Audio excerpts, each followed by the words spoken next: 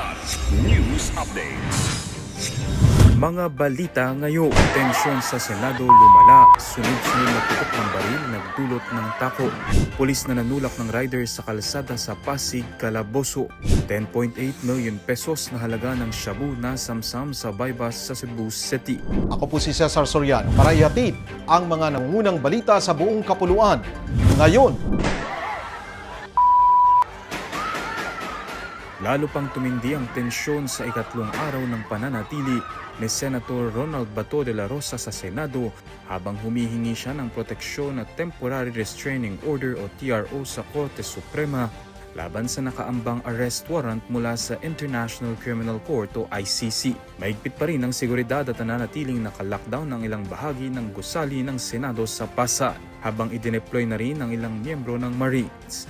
Pagsapit ng Miyerkules ng gabi, mas lumala ang sitwasyon matapos marinig ang sunod-sunod na putok ng baril sa ikalawang palapag ng gusali na nagdulot ng takot sa mga empleyado, media at ilang senador na natrap matapos ang sesyon. Sa kanyang Facebook Live, sinabi ni Senate President Alan Peter Cayetano na under attack ang Senado. Wala namang naiulat na nasawi o nasugatan sa insidente. Magkahiwalay namang itinanggi ng NBI at PNP na sangkot ang kanilang mga tauhan sa pagpapaputo. Ayon kay Interior Secretary John Vic Remulla, nagmula umano ang unang putok sa mga tauhan ng Senate Office of the Sergeant at Arms o OSAA upang pigilan ang pagpasok ng isang armadong grupo. Samantala, tiniyak ni Pangulong Ferdinand Marcos Jr.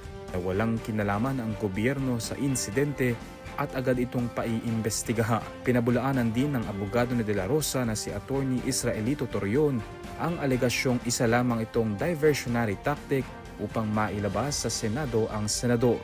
Patuloy naman ang panawagan ni De La Rosa sa gobyerno na huwag siyang isuko sa ICC kung saan siya idinadawit bilang co-perpetrator sa kasong Crimes Against Humanity na may kaugnayan sa war on drugs ni dating Pangulong Rodrigo Duterte. Kinumpirma ng National Capital Region Police Office o NCRPO na arestado na ang pulis na sangkot sa viral video kung saan na nakuha ng nanulak sa isang rider habang nagmamaneho ng motorsiklo. Sa nasabing video, nakuha sa C5 Road, corner Lanuza Avenue sa Pasig City noong Mayo 12, makikitang sinundan ng motorsiklong pulis ang rider bago umano itinulak ito, dahilan upang mawala ng kontrol at matumbas sa kalsada. Nagtamo ng sugat ang rider at nasira ang kanyang motorsiklo habang agad ding tumakas ang sangkot na pulis.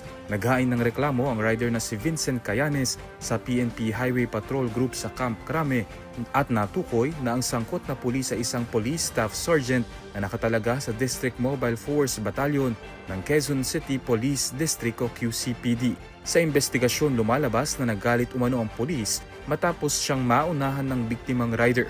Kaya niya ito itinulak. Tiniyak naman ng NCRPO at National Police Commission o NAPOLCOM na walang miyembro ng pulisya ang ligtas sa pananagutan. Arestado ang isang hinihinalang high-value drugs suspect matapos ang buy-bust operation sa Cebu City noong Mayo 13. Sa operasyon ng PNP Drug Enforcement Group kasama ang lokal na pulisya sa Barangay Dulho, Fatima, timbog ang suspect na si Lawrence Tolibas Sinadhan, 50 anyos, na residente ng nasabing barangay. Nahuli mula sa kanya ang tinatayang 1.6 kilograms ng hinihinalang shabu na nagkakahalaga ng mahigit 10.88 million pesos, kabilang ang buy-bust money at iba pang ebidensya. Dinala ang suspect sa Mambaling Police Station 11 para sa dokumentasyon at pagsasampa ng kaso habang isinailalim naman sa laboratory examination ang mga nakuhang droga. Para sa Kidlat News Channel, ako si Renzel Lenon, nag-uulat. ako po si Cesar Soriano, kasama nyo sa bawat pagputok ng balita.